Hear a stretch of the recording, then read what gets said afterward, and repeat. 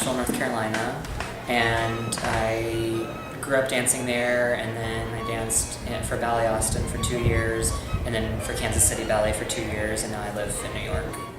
I've had this music for a long time on my iPod, listening to it, wanting to do something to it, and I just thought that last summer was the right time. And it's also about sort of, now that I'm not a ballet dancer, it's sort of a love letter to ballet and how much I love it and sort of miss it, and so it's really about that, and also, it's also about romance and there's sort of a mysterious element to it, so it's fun. It's kind of dramatic. I grew up doing both. I grew up as a ballet dancer and doing theater, and I chose to focus on ballet because you have to be young, and I was always like, I can always go back to theater, But I sort of missed the freedom that comes with theater, like the freedom to make your own creative choices. So that's why I switched, and it's been really great. I mean, the worlds are very different, but also the same. I mean, the discipline of doing 8 shows a week is similar to the discipline it takes to be a ballet dancer, and now that I've done that, now I want to focus my creative energies on creation, on choreography, which is also something I've always wanted to do. So in this situation, it's interesting because I only have 2 days. So normally I think if I was restaging something, I'd sort of play around more.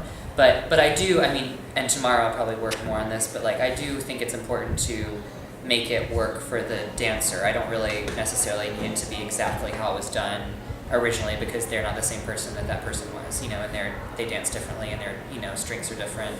So I think it's fun to go back and see a piece that was made on someone else performed by someone different, and what they accent and what they think is important, and how they approach the role.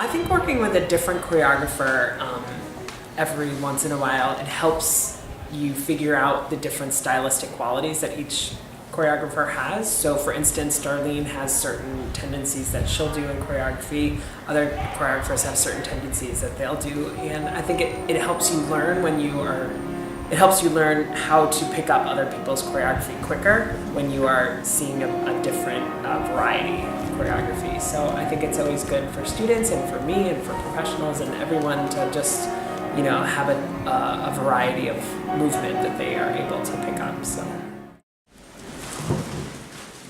I think that this piece is going to be very different from, I haven't seen all the pieces that will be performed on June 4th, but it's going to be, I think, a big contrast in a good way to the other pieces that are being performed. This piece, it's classical yet contemporary ballet at the same time, and it has that mixed into it. And Darlene's company pieces, they kind of have the same classical but contemporary mix into it, but it's still different. It's still a different combination of the two. Nick's work, this piece is very quick, and the steps are very quick, but very sharp and precise. So you have to know what you're doing and hit the lines and hit the poses. I think it's going to look beautiful. Time restraints with having to put the piece up in 2 days is right now physically draining, but as well as mentally. Mentally, just making sure that you have all the steps and you have all the sections. The way we work with stories that dance, that's kind of the same idea. Kind of put it together. I mean, it's a week, it's not 2 days.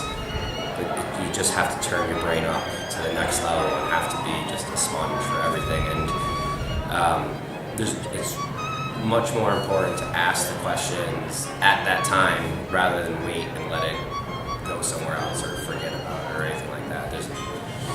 So it works.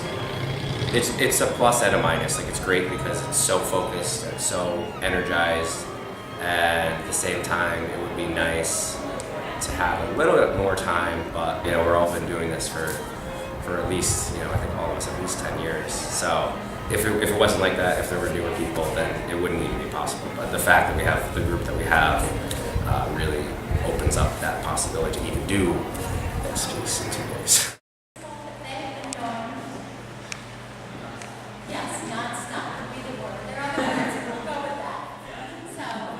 I do feel that being in upstate New York for as long as I have,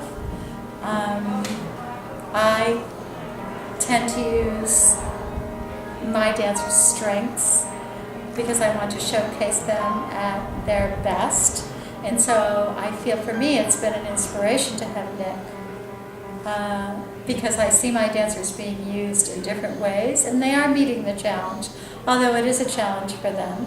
And it's not just tailored to their own strengths, so it's opened my eyes also for me to say, well, this person can't just do Allegro, they can do Adagio or vice versa.